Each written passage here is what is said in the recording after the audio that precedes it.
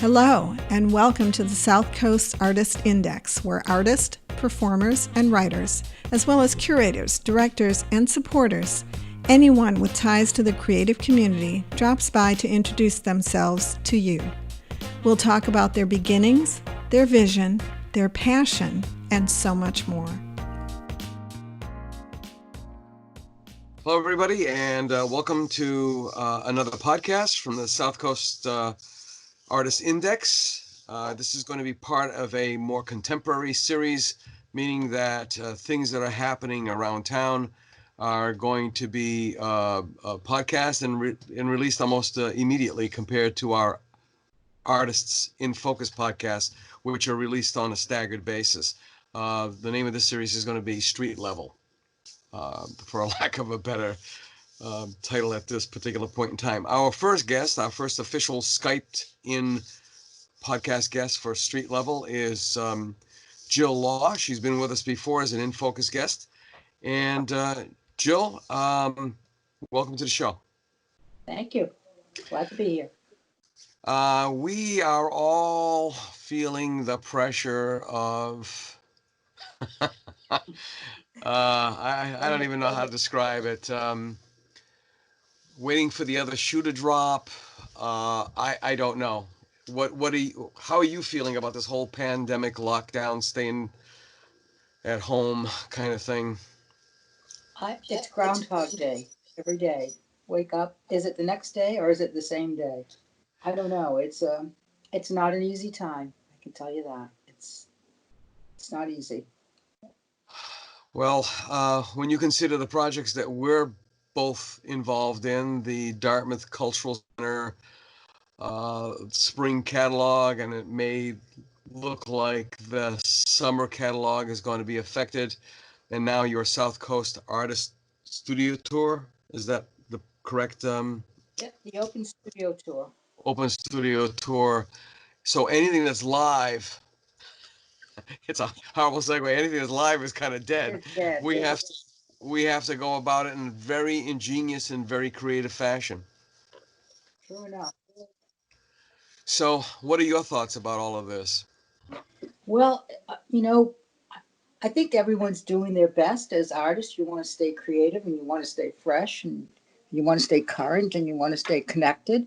And, most artists are not really socially engaged for part of their workday. They're kind of secluded and on their own to begin with. So that's not the difficult part. The difficult part is that when that day is over and you do want to socialize and you do want to be with people, it just can't happen unless you're doing it virtually like we are right now. Exactly. So that's difficult, and it's changing the whole face of things because you can't look forward to a date to say, oh, July 4th, we're just going to be able to go out and meet everybody and see everybody and go to exhibits and go to galleries, because that's not going to happen. Or maybe it is. Who knows? It's the not knowing. It's, that famous quote from Dirty Harry with Clint Eastwood. Everybody remembers the, being as this is a .357 Magnum, the most powerful handgun in the world. And he goes through the whole thing. And then he says, well, are you feeling lucky, punk? Are you? And nobody ever remembers what the punk says. The guy who's laying there on a stoop, he's on a sidewalk, and he says, I gots to know. right. I think we all gots to know. We do. It's like the sword of Damocles hanging over our head. Could you please give everybody a rundown, an overview of this artist studio tour? Its beginnings, its evolution, its successes, and some really great stories if you've got them to share as well. Sure. Well, it started 17 years ago. This is the 17th annual Southcoast Artist Open Studio Tour that takes place in Dartmouth, Westport, Little Compton, and Tiverton. And typically there are 75 artists on the tour that open their studios or their homes, depending if that's where their studio is, to the public for the 2 weekends, the third weekends in July and in August. And this year, it will not be July. It will be August and September, we hope. That's the plan at this point.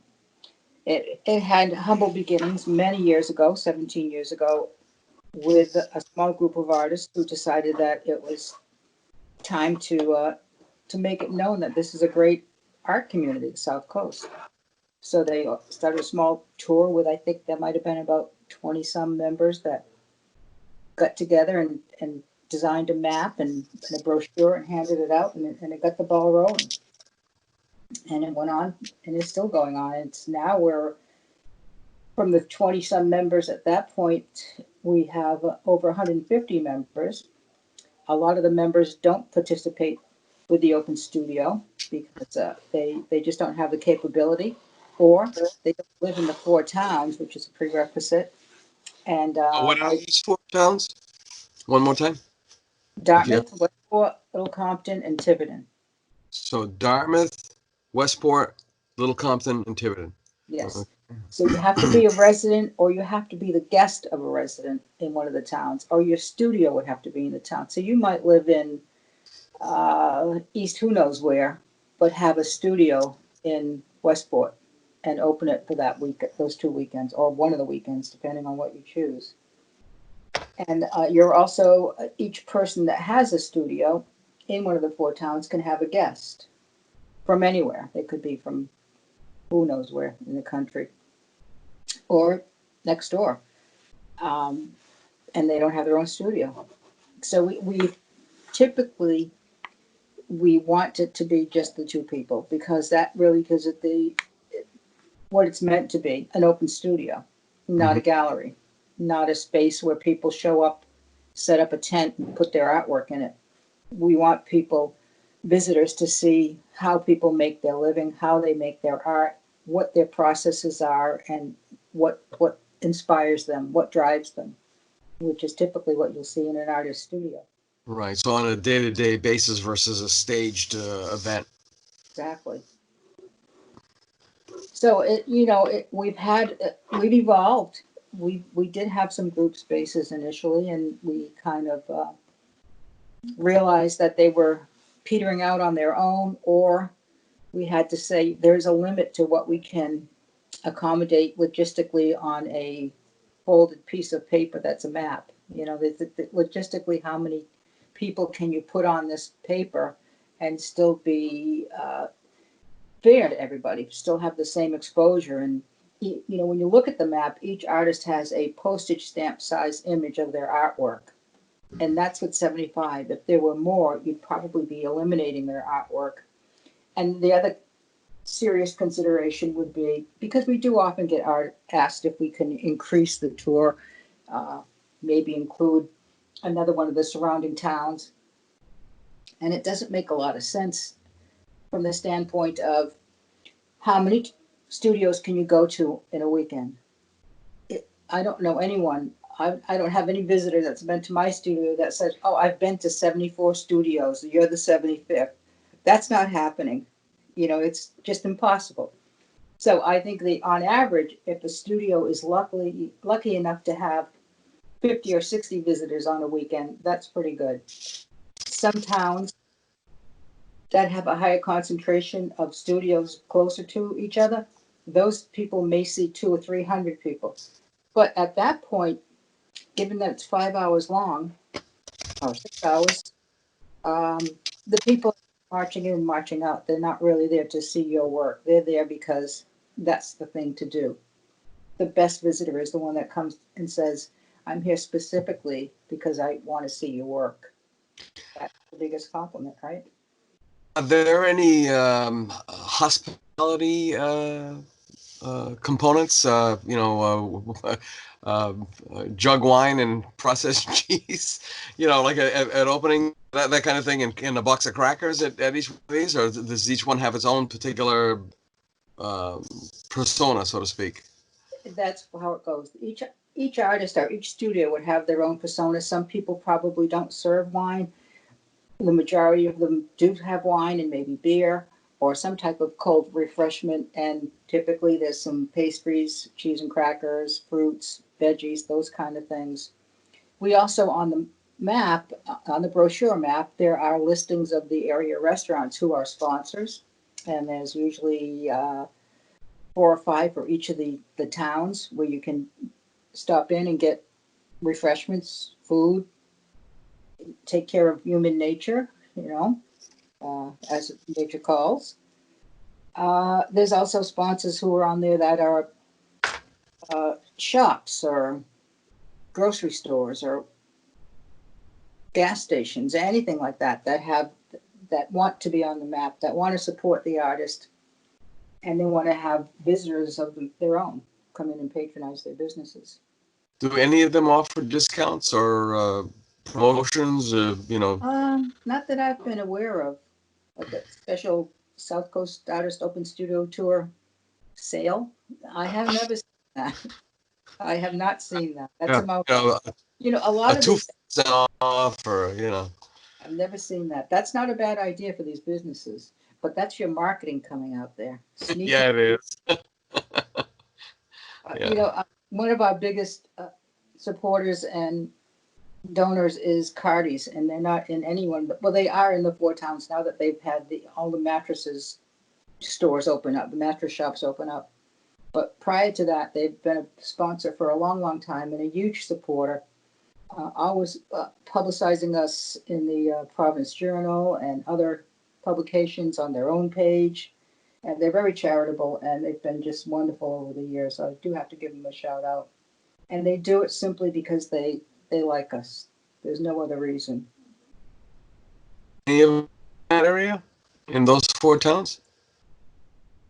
Do they have stores, locations? Do Yeah. they live? The I don't others think are. I think it's all in either the Providence area or West Bay. I don't think that they live on East Bay at all. Mhm. And even if they were on East Bay, they still wouldn't be not that I'm aware of. Do any of them live in the 4 towns? But they're just a charitable organization. I don't want to spend too much time on them, but they are very charitable to Meeting Street School and a lot of other charitable organizations, nonprofits. Yeah, they never forgot where they from or how they came up, so that's an Yep. interesting thing. Yeah. Any unique stops along the way? Any of the artists in particular who has the tradition that has now become the profile, I guess, of this artist tour? Well, there is such diversity among the artists and among their studios. For example, you may have somebody that paints in one room in their house, a spare bedroom or something.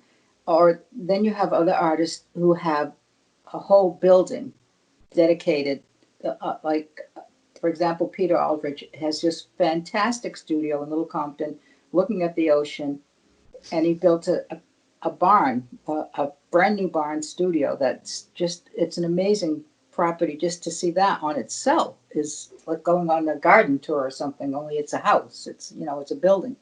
So so there's everything in between. There really is. It could be tiny or it could be huge. It's just a wonderful thing to experience. And the best thing to do is if you've never been on the tour and you do get your hands on a brochure, look at the brochure and then look at the website and see each artist typically has an artist page on the South Coast Artist website, with a link to their own website. And then what is the URL before we're going too far? The South Coast Artist inc.org. I'm pretty sure you would tell me. I know you just. That's what so happens. Common, it's like your phone number. You never know what it is because you never dial it. Yeah, you never dial it. Yeah. Right. I always used to say that. I never call myself. I wouldn't remember it. Exactly. So just bear with me one second. I'll correct myself. Yeah, and I remember the phone numbers of my parents for like 50 years or more. Right. When I was growing up in Mattapoisett, you had 4 digits to dial. Yep. And it was a party line. So there may be somebody else on the line listening. Yep. Yeah. So it's southcoastartists.org. South Coast Artists, Yes, plural? Plural. With an S. Okay. .org. .org. All right, fantastic. We'll put it up on the post page anyway. Okay.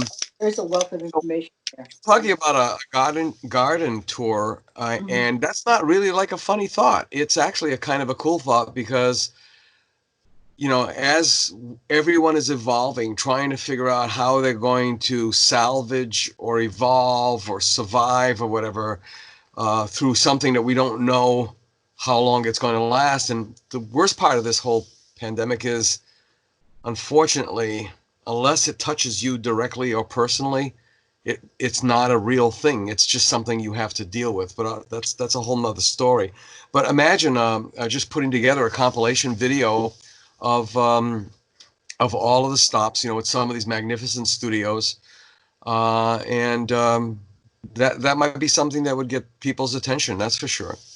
Absolutely. Yeah. And it's such a huge, like I say, it's diverse. It really is diverse. Each artist is diverse from the other one, but their their nest, their little eggshell that they live in every Mhm. day is so different from everyone else. It's wonderful. It really is an education for people to get out and see what that creative people, what they do and how they do it. And speaking of which, I think I remember Jean Kendall saying that how she and Bill, they really, really love it because they said for them it's been very, very successful. And it's funny because they're an incredible couple. Bill paints and Jean does everything else. Right. Uh, Jean Muse. it's She's a it's great it's creative muse. yeah, and she, I guess they came up with this, let's call it market level or entry level work of bills Mhm. that they frame, especially for the tour. Could you tell us a little bit more about that? Sure. Bill and Jean they're delightful and they are very much into the whole community and the South Coast artists. Bill's very prolific. If you look at his website or if you look on Saatchi to see his work, he has. I wish I could be as prolific as he is. It's almost like a painting a day, or he must have them. Gene must have them cataloged somewhere where she just flips through them and flips them With out. time and date stamps on them. Right. Yeah. And she's so funny because she always says she's the one that has to go into the studio and say, "Okay, you're done." Because that feeling we all get is like, "Am I Yes. done?" Yes. Yes. Or if I put one more brushstroke, I'm going to ruin it. Yeah. But yeah, so great personality, great people, both of them. Just love them. But she said something about they even had like these tour special pieces of Bill's work, specially framed up, and they've become quite the hit. It's kind of bread and butter money, as a lot of the Hmm. old painters used to call it. Yeah. Is anybody else doing anything similar to them? I think a lot of them do. You have to look at it from the point of view that there's so much diversity. There's such variation. For instance, somebody that makes pottery has been going crazy for the past 3 or 4 months trying to build up their inventory. So they will have a huge amount because pottery is different than a painting, where somebody angst over a painting for maybe years sometimes. You know Mhm. how that goes. You have that little stash in the corner that you don't let anyone see. And then somehow it comes back out. Whereas a potter just can produce and produce. And so there's that different level there. And then you have sculptors who sculpt something. It may take them. We have a stone sculptor, Cecilia, who is fantastic and works with granite and marble and so on. And you just can't imagine the work and the hand that's put into that to get it to be what it is. So there, like I say, there's just so much diversity, and there's people that weave. There's jewelers. There's a lot. There really is. And is there anyone who stands out? I know it's not like having children; you can't pick a favorite, and this is not it. But is there any one of the artists, or even their studios? I mean, you mentioned the brand new Barn studio, but is Mhm. there anyone that really stands out as like being super incredibly unique, in all of this? Wow, that's a tough one. Um, I'm not really sure that I can pinpoint that down. I can talk about Kelly Malukas, who was one of the founders and the first president. She was the president for 7 years, which is a long time to put up with the joys that you have every day. Um, Herding cats. yeah, uh, she is very successful. She has beautiful work. She does sculpture. She works a lot with resins. She's an encaustic painter. She's a pastel painter. She promotes other artists all the time. She runs workshops during the summer where people come and more famous, well-known artists come and have a week-long workshop at her home, and people come and stay there. They have a bigger home, and she's she got hooked in with some medical industry level artwork where she did the keys for cure, she did sculptures of keys and collections of keys that were based for cures of diseases, and has been associated with different, I don't know the personally what the companies are that she's associated with, but Mhm. different medical facilities and agencies that promote artwork you know, correlated to their particular cause. Um, and she's done quite a bit of that. So she's quite a lady in her own right. Hmm. Now let's go back to the um, horizon date of August, September. Mm-hmm. Um, we've all heard different bits of information, and don't forget, at one point when they said April, a lot of people thought it was ridiculous, and when they said May, everybody thought it was ridiculous. Now it just seems like it's creeping. It's like something. What is it from Shakespeare? It creeps in its petty pace from day to day to the end of recorded time. Mm-hmm. Um, So it uh, seems. yeah. What what if August September isn't going to be the date? Is there a plan B that just pretty much ignores the fact that the pandemic is going to be over and it's going to be done virtually? And can it be done virtually and successfully, do you think? It's a huge undertaking to do it virtually because you're taking away the element of the open studio. Even if you allowed each artist, say, a 10-minute video of their studio, that's 750 minutes of video. That's just, I think that's overwhelming for people to consider. So I don't know. We haven't really thought about that. We're trying to lay it out so that as we get closer to the date, we have a deadline to have all the information to our graphic artist, have her get it back to us, have it go to the printer, and have it back in time for the artist to distribute it and to have it mailed out. So we're talking about probably the last week in July as a point where we could say it's not going to happen.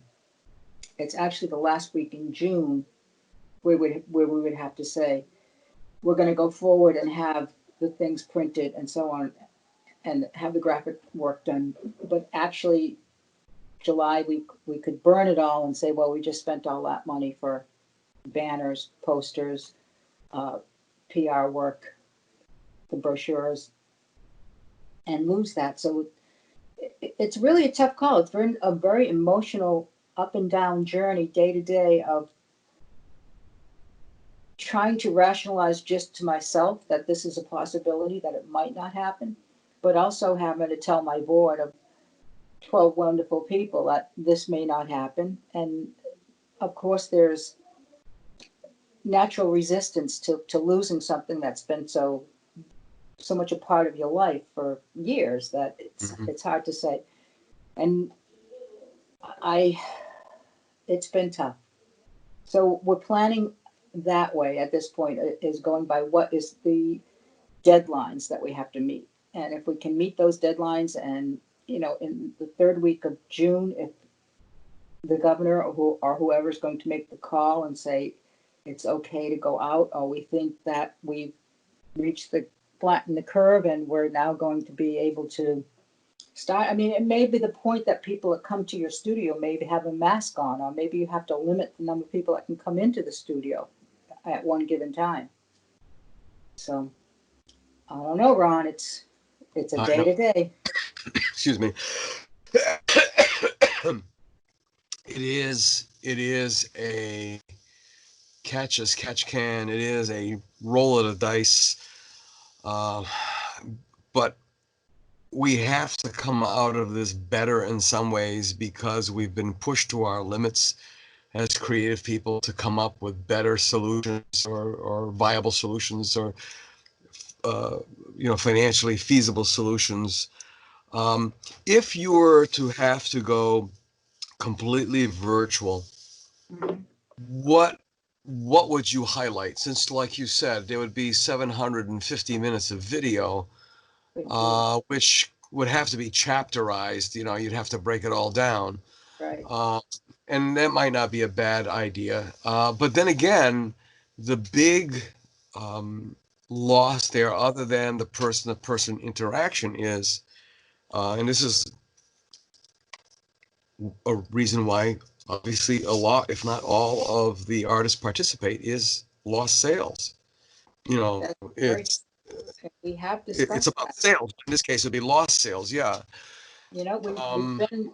It's been a month of looking at different being hit every day on your email with different venues that are taking place that are saying, oh, this street festival in Naples is canceled because of the virus, and this is how we're going to do it.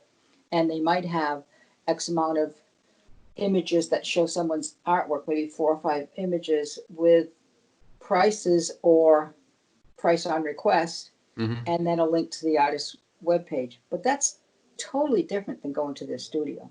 That's just, it's totally different.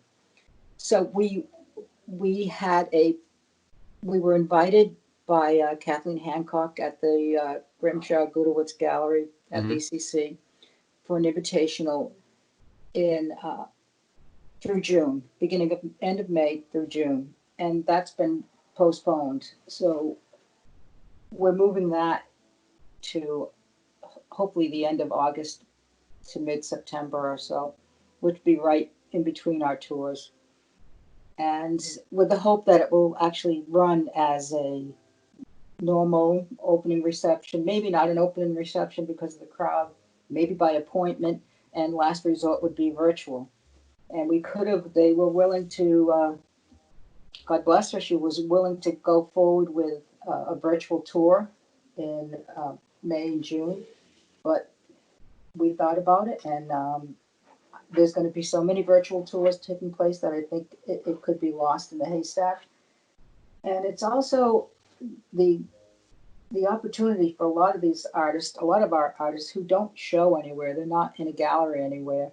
So this is the one opportunity that they have where people actually can see and touch and communicate directly with a piece of art versus someone like, well, some of us who are fortunate enough to be in a gallery where people can go regardless and see the artwork, even if they're not seeing you make it, at least they can see it in person. Now, last year, did you run a program that was uh, cooperative with or in conjunction with the gallery at Four in Tiverton? Yes, we had a show there. Chaz invited us in for the invitational. Typically, every year we've had an invitational. We've had it 3 years at Gallery X. Mm-hmm. And then we were invited by Chaz to come to Gallery at Four, which is wonderful. It's a beautiful space, uh, as is Gallery X, huge, wonderful building. Mm-hmm. And just a different audience, to go from New Bedford to Tiverton, that's like, how people are in southeastern Mass and Rhode Island. That's like a day trip, Yeah, pack a lunch. yeah, lunch and bring a pillow, Yeah. yes. It was good just to be in a different, having a different audience Yeah. was a great thing. The same thing when we decided to come to New Bedford because in the past we started. I think Chris Donovan was probably the first one when she had Donovan Gallery at Four Corners Mm-hmm. to invite the tour artists in for an exhibit, and then we went to Gallery X 3 times, and then we went to Chaz, and then while we were planning those events, Kathleen Hancock had contacted us and said, we'd like to invite you here. And the thing that the Grimshaw Gudowitz Gallery is that the artwork is not for sale. So it's a whole different venue. They It's can't put, sell work through the yeah, college, yeah. it's much more of a museum type atmosphere Hmm. where you're going just to take it in and enjoy the artwork. So that's another facet that we can add to our another check off the bucket list. Or that's Uh, about that's pretty good for many of our artists to have that type of exposure. well, yeah, I mean, being at the Grimshaw Gudowitz Gallery it's a pretty prestigious place. So it's like a little badge, as you'd say, like on Facebook, you get a badge for being there. Yeah. Now at Chas's gallery, at the Gallery of Four, was it lucrative for him as well as for the artists? I mean, I don't think it was as lucrative as he had hoped, but mhm, when could it be? If you're a gallery owner, you know what a beast that is because it's not an easy way to make a living. You got to no, sell a lot of artwork to cover all the hours that you put in right, there, your utilities, your insurance, and all that. So no, I don't think that he made a tremendous amount. He was able to pay the bills, as he put it. right. Now people will have a tendency to say, "Oh, here's this person's piece of work. The gallery's probably inflated the price, so I'm just going to wait till I go to their studio and find something similar." Well, Because people don't like that. It's kind of people crazy. are like that, but an artist has to say to himself, to be fair to the galleries that are going to represent me, I can't say that I'm going to undercut their price. Mm-hmm. So I think it's fair to say that if you have a painting somewhere for $1,000, that you would have to have uh, that would be the price in your studio. Yeah. And I can see the the uh, the possibility of a repeat customer or somebody who calls you in December and says, I want you to do a commission for me, that Mm-hmm. you would have a price that would You be, want to deal with that, Jill? I'm sorry? You want to deal with your mom? No, my husband's here. Oh, it's your husband. Okay. All right. He Yeah. wants it on her All back. right. And then go just do a pause so we can do an edit. Okay. Yeah. Yeah. This is after all Skype. I mean, it's like I said, barking Yeah, dogs, devices yeah, making I'm noise. sorry about that, but Oh, it's not a problem. It's not a problem. you I'm know, good. he gets a backache and we have these patches to put on there. So, Yes. Yeah. Salon pass. Yeah. Yeah. yeah, yeah, exactly. Yeah. So, yeah, so I think it was such a relief last night to have a Zoom meeting and to have everybody on the board come forward and say, we agree. We will do August and September. And because there were many suggestions of 2 weekends in August, 3 weekends in August, with the thought that maybe if there's 3 weekends, it'd be less people each weekend. And, I have to tell all those people in Tiverton that in Dartmouth, we don't have to worry about a huge crowd. We don't get a Yeah. huge crowd. The Oh, people, really? yeah, Little Compton, they don't get a huge crowd. It's that core area of Four Corners to say partners in Westport. That circle generates the biggest crowd. Now, why is that? I mean, we all know that there are people of celebrity that live out towards there. I mean, Julia Child was in Adamsville. Dominique Browning, I think from Good Housekeeping or whatever, is in Tiverton, or somewhere off of the main drag.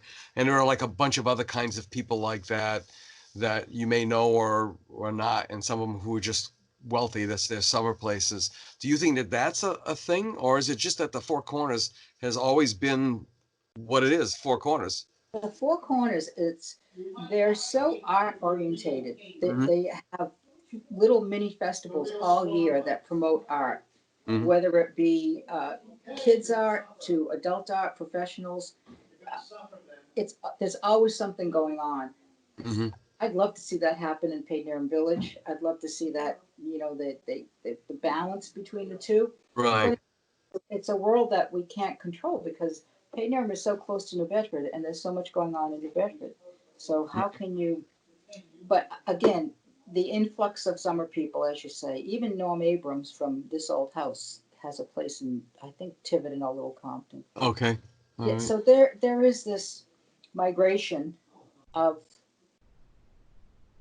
celebrity, we'll say that. Yes. And Yeah. yeah, that is an influence. But I would joke with the other artists and say, when I grow up, I want to be at Four Corners. You know, I said I want to be one of the people that can shake the hand of the studio next to me. You Yeah. know, Yeah. and Yeah. it gets to the point that there are so many artists showing around Four Corners that it's just a sea of blue signs. And we say, well, you can't have four signs in front of your business because there's four artists in your building and you each get two signs. You can't put eight signs out in front of the, like a blockade. Or like who's running for office? Yeah, the You know, political to never the go away, uninitiated. Yeah. right? Uh, So yeah, that that's is an interesting situation. I it mean, is it's you know there you could probably go to five studios at Four Corners walking, mhm. not park your car somewhere and just walk. And at the same time that the open studios are taking place, Four Corners is having some type of event for culture or art or something. So they're having this double draw. The first weekend, you typically in July, Willow Compton Community Center has an exhibit on Friday night, the opening, which many of our artists participate in. I participated in it, and it's a great way. And it's they have a huge crowd that goes. If you go to any of the, you know, I as the president of SCA, I have gone to the ceremonies, the opening day opening exhibit ceremonies, and it's a good crowd that shows up. It's really good. Mhm. So there's it's just this influx of summer people, and yeah. Let me ask you another question about refreshments. Oh, I'm just going to assume that there's going to be somebody there who makes a certain kind of cookie or pastry or whatever that becomes a draw because a lot of people go every year, but they go specifically to stop by somebody's place because of their, I don't know, chocolate chip cookies or whatever. Are there any of those kinds of stories with this tour? I haven't heard those kinds of stories, but I have shared recipes with people, and they've told me how wonderful it went for them. So it's all us with the culinary background have this kind of thing, and it's always good to share recipes. So I had given someone a chocolate zucchini cake recipe, and she made little chocolate zucchini cupcakes, Mm-hmm. and they were a huge hit. Now she also has a wonderful garden, so it all plays into Yeah. one off the other. She's a wonderful artist. But yeah, I've never heard anyone say, and it's what you'll see is as it gets closer and people start putting stuff on their websites, you'll see these vignettes of their or on Facebook when the tour is actually happening, you'll Mhm. see images of their table, their spread set up with the wine bottles and the pastries from here and the hors d'oeuvres from there and cheeses from all over the world. Yeah, so yeah, Wow. it's not competition, but it's enticement for sure. That's absolutely that's something else. Um, And it's funny because sometimes you get such a unique blend of society that comes to your open studio because it's for one, it's free, mhm. and it's there's no reservations, there's no ticket. It's you just show up and you go in and you look around. But I've had people that have come in, gone right over to the food and the wine, had a little snack, a little nosh, and said thank you and left. Didn't even They look at the work. don't even look at the art. It was just to get some refreshment, and they might, stand in one spot, look around, nod their head, and say, "See, okay, So yeah, typical New England, huh? yeah." It can be a long day. You start at 11 and you end at 5. So Mhm. come about 4:45, Yeah. and it's a sleepy time. There's no one around, and you're just getting ready to close up, and then all of a sudden at 4:59, a car pulls in, and you're like, "Oh, right back on. Let's do it, baby." You never know. You You never never. know what's Yeah. going to happen. How about from the visitor's point of view? Have you, I mean, ever solicited or just had unsolicited feedback from people who, their first time on the tour, or people who it's on their calendar to return every year, that kind of thing? I'm curious Yeah. to hear what Oh, they think. definitely. I This will be my seventh tour, I believe, and I see the same people every year.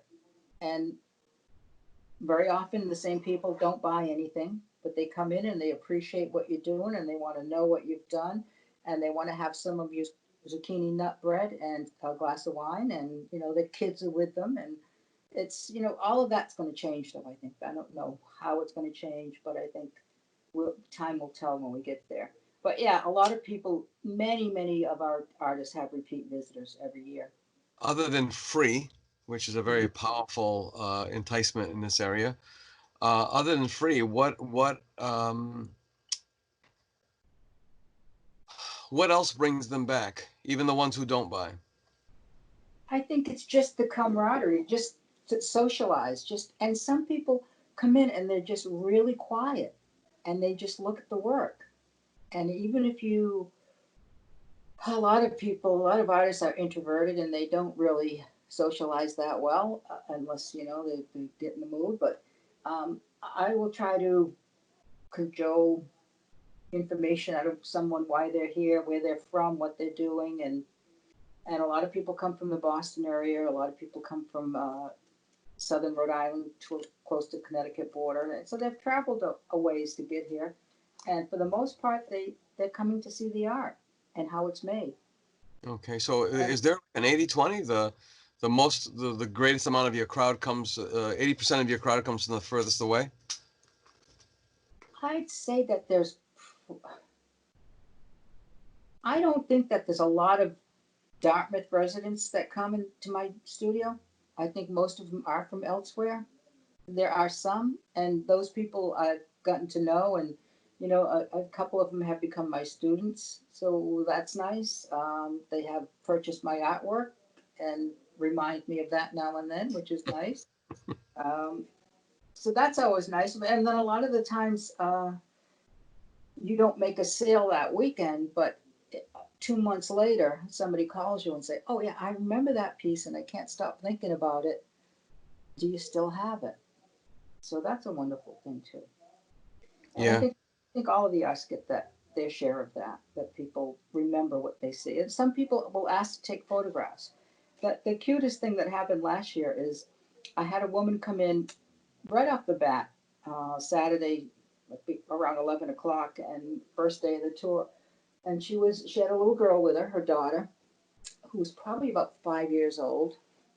And she said, "Oh, this is I've been in your studio many times. This is my fifth time or something, and I wanted to bring, can't remember her name, little girl, to get her first piece of artwork, and I wanted it to come from your studio." And I said, "Oh my gosh, that's so touching. Let me give I want to say, let me give yeah, it to you, but no, hold back, girl, hold back." yeah, So yeah. the little girl looked around, and half of my studio expands into the garage. I completely clean up the garage, but it gives me a lot more wall space and space for people to walk around. And I leave my working area back in where I typically work. And so the dogs are out there. My two poodles are out there with the little girl, and she's just enamored with them because they're fluffy teddy bear looking things. And she's got a pretty little dress on. All she wears is dresses, and she's laying on the concrete floor with the dogs and all of this. And I took a picture of her. And it's like the cutest thing. I end up buying her first painting ever, and the mother says to me, "She's been here before." I said, "Really?" She said, "Yeah, but she was in my belly." I said, "That's such a great story." How, Yeah, exactly. I can imagine somebody's from 17 years ago, uh, now being an adult, a right, child from 17 years ago. right. Yeah, it's a great legacy that we have going. I mean, it really is. Oh, have you had people inquiring, calling, contacting you to see if this is going to go off? Only members. Only members. Only members, only people that have signed up for the tour. I haven't had any um, regular visitors call at Hmm. all. I haven't heard anything from that. I know Carol Way Wood, our sponsor chair, has had conversations with sponsors as to what's going on, but no one has contacted me in any way to see Okay. what's going on. I think the reality of it, and it being months away, it hasn't really set in. But you think it would, because you hear every day that weddings are being canceled until 2021, Hmm. and you have to wonder what's going to happen with sporting events. And are the kids ever going to get back to school? So I don't know. It's, Yeah. Yeah, it gets curiouser and curiouser, as Alice in Wonderland would say. We're going to wrap this up. Are there any final thoughts, bits of information that you'd like to get out there as we close this first podcast? I would ask everyone who gets to listen to it to check our South Coast Artists Facebook page. That's the easiest way to see what's going on with us.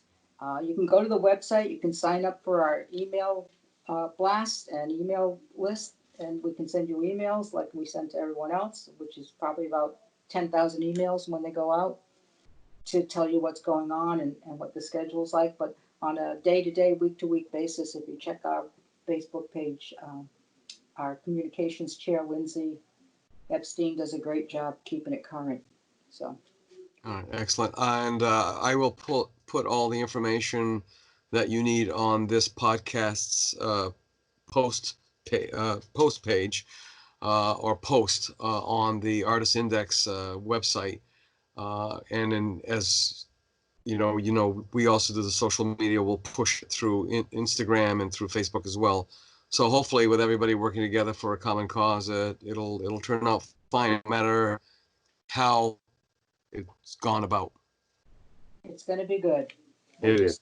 We'll just stay positive and say it's going to happen and it's going to be good and people are going to be happy to get out of the house. Exactly. Thank you so much, Jill.